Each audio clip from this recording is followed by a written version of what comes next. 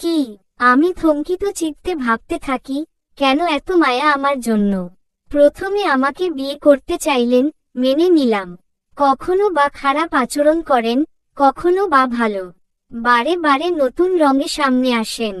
একই মানুষকে প্রতিবার নতুনভাবে জানছি, বুঝছি, দেখছি। আর কত কি জানা বাকি আছে।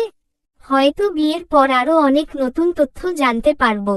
আমি বললাম, আপনি মানুষটা এত অদ্ভুত কেন? ঠিকমতো কিছু বলেন না, একটা কিন্তু রেখেই দেন। অনিব হেসে বলেন, এত ভাবনা বিয়ের পর ভেবো। গায়ে হলুদে মন দাও। শরীরের প্রতিটা রন্ধ্র হলুদে রঞ্জিত হওয়া চাই। বিয়ের হলুদে নিজেকে গভীরভাবে রাঙাও। গবয়েই গেছে আমার। হলুদে আমার চোখের অ্যালার্জি। কি?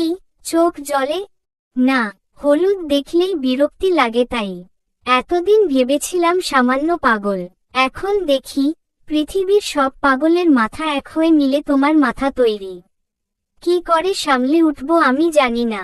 আল্লাহ রক্ষা করো। বলেই গটগট করে হেঁটে চলে যান অনিব। এদিকে আমি অপমানের খোঁচা পেয়েও দিব্যি সয়ে নিলাম। না সয় উপায় তো নেই। মনে মনে পণ করি, বিয়ের পর আপনার জীবনটা তেনা তেনা করে দিব। সামনে আর মাত্র একটা দিনের ব্যবধান। একটা লাল শাড়ি পরে বধূ বেশে বসে আছি। মিতি, দিতি অপলক চোখে দেখছে আমায়। আর আমি আয়নার সামনে দাঁড়িয়ে খুঁটিয়ে খুঁটিয়ে নিজেকে গভীর পর্যবেক্ষণ করছি। যতটুকু মনে পড়ে আমার জন্য একটা গোলাপি লেহেঙ্গা বাছাই করা হয়েছিল। অথচ আজ দেখি ওটা বাদে তার জায়গায় শাড়ি। এ বাড়িতে প্রতিনিয়ত একটা করে সারপ্রাইজ পেয়ে চলেছি। আর কত সারপ্রাইজ বাকি কে জানে। ওয়াও ভাবি, দারুণ মানিয়েছে তোমাকে। দেখলেই ভাইয়া কবুল বলে দিবে, বলল মিতি। দিতি ফোন কাটল। তোর কথার কোনো ঢং নেই মিতি। দেখলেই কবুল বলবে কেমন কথা? বল দেখলেই পাগল হয়ে যাবে। আমি অলরেডি পাগল হয়েই বিয়ে করছি। নতুনভাবে পাগল হওয়ার কিছু নেই। বলতে বলতে ঘরে ঢুকেন অনিব। সবার চোখ আটকে পড়ে তার উপর। সাদা শেরওয়ানিতে নবাবী ভাব মুখে ফুটে উঠেছে।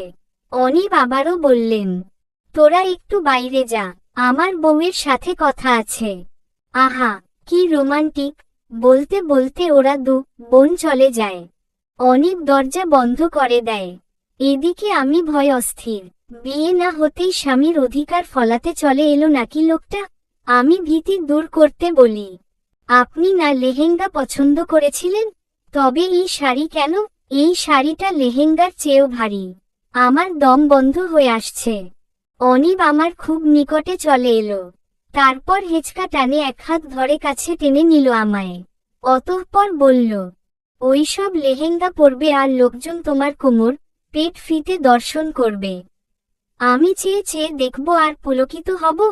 আমি নড়ে চড়ে নিজেকে ছাড়ানোর আপ্রাণ চেষ্টা চালাচ্ছি। ওভাবেই বলি, কি যে বলেন, অনেকেই তো পরে, আমি একাই তো পড়তাম না। অনেকের বর এলাও করে তাই পরে। বাট আমি এলাও করব না। সবাই আর আমি এক না। জলদি তৈরি হয়ে এসো। আমার তৈরি হওয়া শেষ। এত তারা? আমি খুশি হলাম। আপনি তো দিন রাত খুশি হয়েই থাকেন। মরণ তো আমার। না পারি সইতে, না পারি কইতে। মনে মনে আউড়ে গেলাম। সকল বিধি মেনে 3 কবুল বলে বিয়ে সম্পন্ন হয়ে গেল। আমার রীতিমতো চিন্তায় হাত পা ঘামতে শুরু করেছে। এখন নিজেকে কিভাবে বাঁচাবো? যদিও তিনি আজ থেকে আমার হাজবেন্ড, তবুও বাধ্যের বিয়েতে প্রকৃত বউয়ের ভূমিকা পালন করতে পারবো কি? নিজেকে নিয়ে ঘোর সন্দেহ রয়েছে। বাসর ঘরে আমাকে রেখে চলে গেছে সবাই। ঘড়ির কাঁটার টিকটিক শব্দে আমার বুক টিপটিপ করছে। এই বুঝি অনিব চলে আসবেন। সত্যি তিনি দরজা ঠেলে ধীর পায়ে ঘরে ঢুকলেন। আস্তে করে দরজা লাগিয়ে সোজা ওয়াশরুমে ঢুকে গেলেন। আমার দিকে ফিরেও তাকালেন না।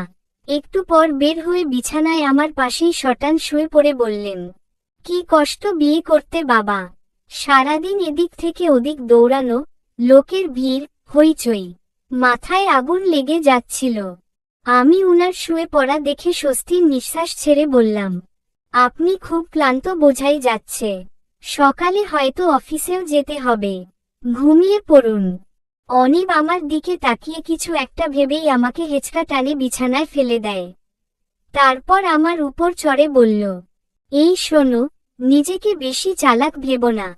মনে করো না যে ছবির হিরোর মতো আমি তোমাকে বলবো যে তুমি যতদিন না চাইবে আমি তোমাকে ছোব না। আমার সোজা কথা, বউ হয়েছ, তোমার উপর অধিকার আছে আমার। সোনো ছাড়।